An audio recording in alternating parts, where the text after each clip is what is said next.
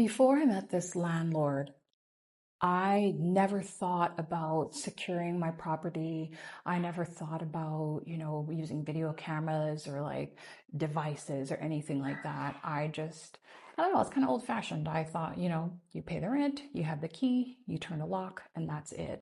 I have been renting since I was 16 years old. I came from a family of people who just had children without thinking about it. They didn't plan for a financial future. They didn't provide a loving or nurturing home. In fact, they tried to tear us down at every possible opportunity. So as soon as I could start earning my own money, I got out of there and I got this cute loft in downtown Edmonton.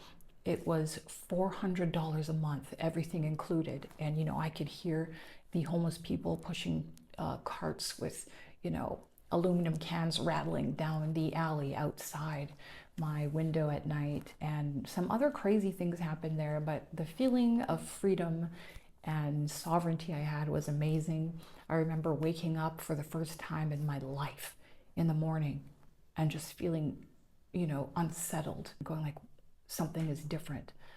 And in that moment, I realized that nobody was yelling.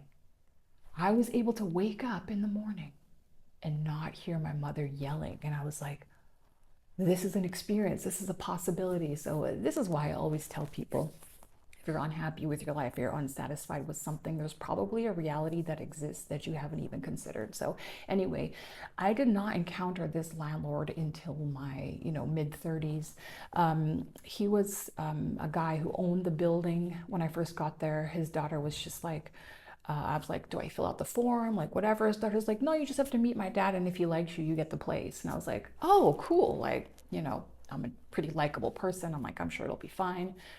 But I noticed that he was like, always trying to talk to me for a really long time in the hallway and like tell me about his divorce and everything else. And this guy was like, in his 70s, whatever. He looked and seemed pretty harmless. And there was like an older couple who lived in the building, and they took care of the rent and stuff like that. And so I remember thinking like, okay, he's a little bit weird. I'm just gonna kind of keep some distance with him. I'm gonna tell him, if you want me to stand here talking with you for hours on end, that means we're friends and you can let me live here for free or give me a discount. Otherwise, I have work to do. Do you know what I mean? Well, one day, I don't know how I can explain this to you. I don't know how to convey it, but I came home and I walked in the door and I thought, I think someone was in here, and I had absolutely no reason to feel that way. I had no valuables really. I'm a minimalist. There's no reason for anyone to have been in there at all. And that was the day I just decided, oh, you know what? Let me get one of these just in case, because I started thinking like, what if someone comes in while I'm like in the shower, or what if he's like coming in and looking at me while I'm sleeping or something? Like, I have no idea. So I was like, how do you put, like, I was thinking, like, can you put a lock on your door after you close it? And they're like, you have to install it and the landlord must let you do it. And I was like, oh, that's too much work. Like, what can I do? And so I found this. This is a bar. And if you look here, it is adjustable.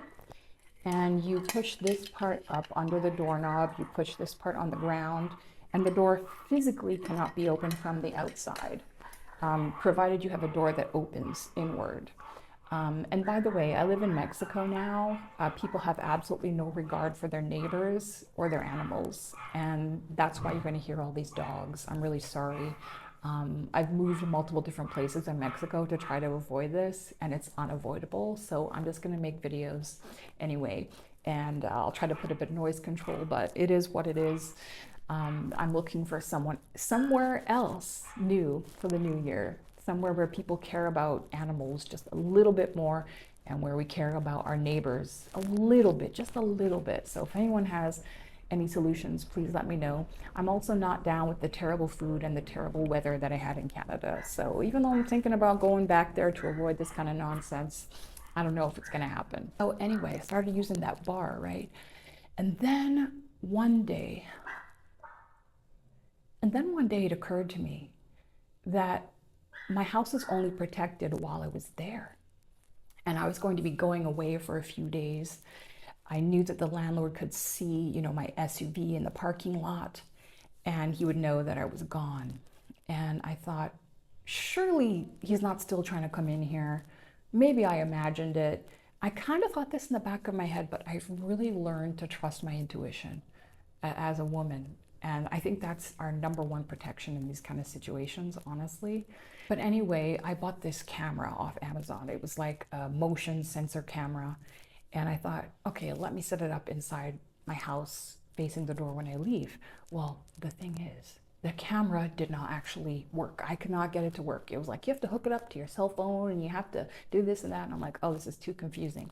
However, I thought, you know what, let me just set it up here in front of the door to like freak out somebody who might be coming in. If this man is coming in here and doing whatever weird things he's doing, let me just set it up. If he wanted to taste my cooking, he could have just asked me. You know, I love cooking for people and stuff like that. I don't know what he's coming in there trying to do. So anyway, I set this camera up. I leave on my SUV to go for my couple days vacation. Not even an hour have I been away when I get an email. Now this is weird because, you know, the people who, like the manager and like the older couple who lives in the building, they have my cell phone number. And they have called me before, but they send me an email.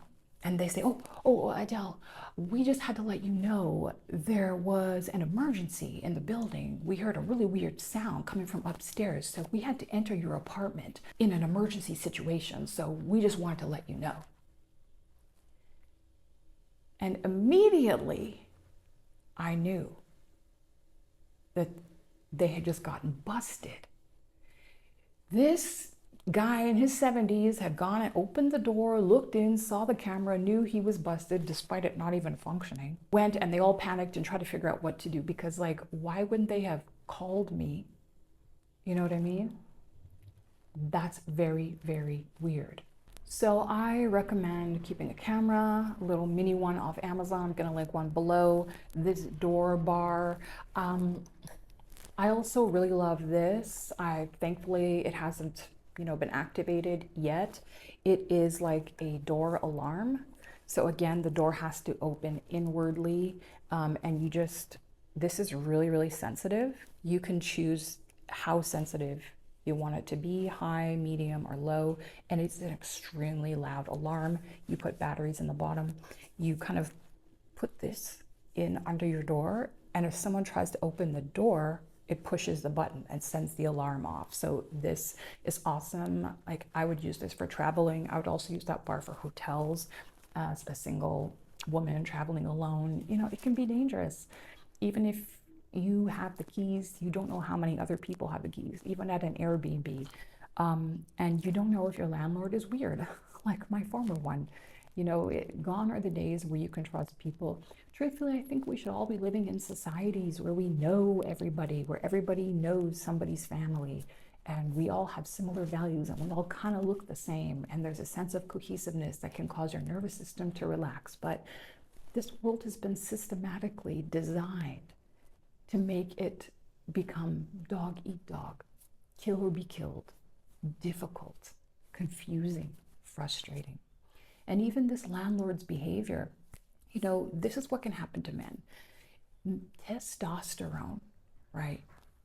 Toxic masculinity comes about when males' natural God-given gifts that allow them to protect and to provide and to work and to build is not being used.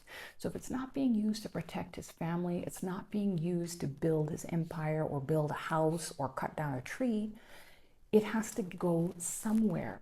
And unfortunately, this same society has structured it so that men can put that testosterone drive into watching, you know, that thing on the internet that starts with the letter P, and it can also translate into stalking behavior, right? Obsessive behavior. If a man is not lifting weights and using his testosterone, he's not building an empire and working hard, he has to put this testosterone somewhere. So it can be stalking, which might look like, you know, watching girls and clicking like on the internet, on Instagram and stuff like that, stalking women on the street, you know, trying to, you know, dating apps. It appeals to men's stalking and looking and hunting vibe, which again, it's using the hormones with nothing to come from it.